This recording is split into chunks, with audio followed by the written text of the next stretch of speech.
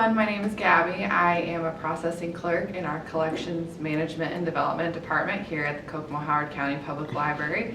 Today I am bringing you a chapter of John Grisham's The Whistler, and we will check it out and see. Alright. The satellite radio was playing soft jazz, a compromise. Lacey, the owner of the Prius and thus the radio, loathed rap almost as much as Hugo, her passenger, loathed contemporary country. They had failed to agree on sports talk, public radio, golden oldies, adult comedy, and the BBC, without getting near bluegrass, CNN, opera, or 100 other stations.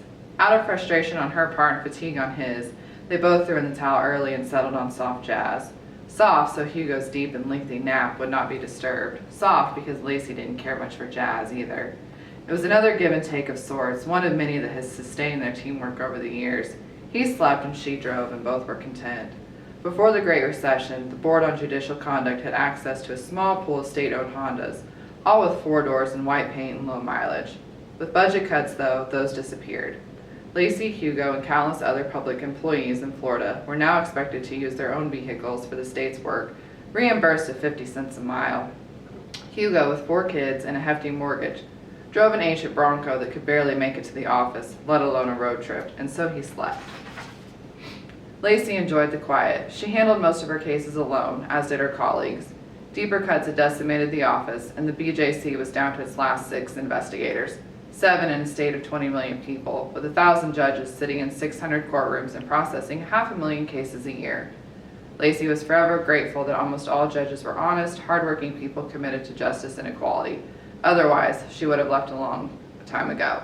The small number of bad apples kept her busy 50 hours a week. She gently touched the signal switch and slowed on the exit ramp. When the car rolled to a stop, Hugo lurched forward as if wide awake and ready for the day. "Where are we?" he asked. "Almost there. 20 minutes.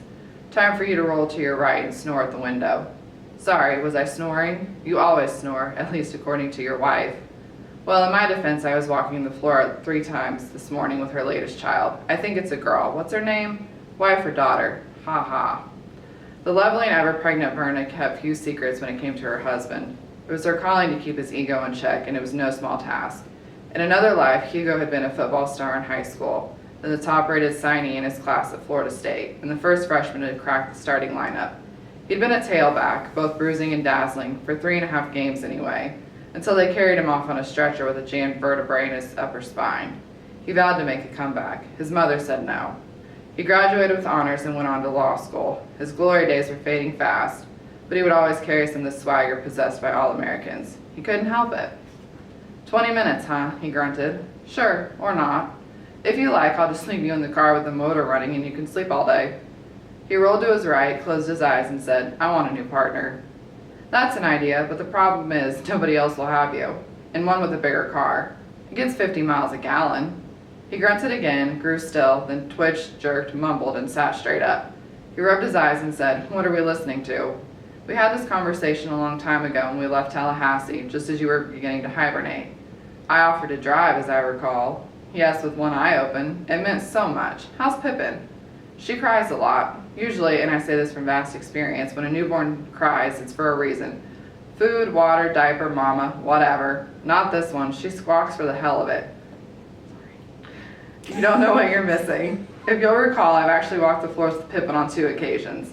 Yes, and God bless you. Can you come over tonight?" "Anytime. She's number 4. You guys thought about birth control?" "We were just beginning to have that conversation, and now that we're on the subject, how's that area of your life?" "Sorry, my mistake." At 36, Lacey was single and attractive, and her otherworldly life was a rich source of whispered curiosity around the office. They were going east toward the Atlantic Ocean. St. Augustine was 8 miles ahead. Lacey finally turned off the radio when Hugo asked, "And you've been here before?" "Yes, a few years back. Then boyfriend and I spent a week on the beach in a friend's condo." "Here we go again. Is your mind always in the gutter?" "Well, come to think of it, the answer has to be yes. Plus, you need to understand that Pippin is now a month old, which means that Verna and I have not had normal relations in at least 3 months. I still maintain, at least to myself, that she cut me off 3 weeks too early, but it's sort of a moot point." And that is just a snippet of The Whistler. I hope you'll come in and check it out and turn the page to find out more.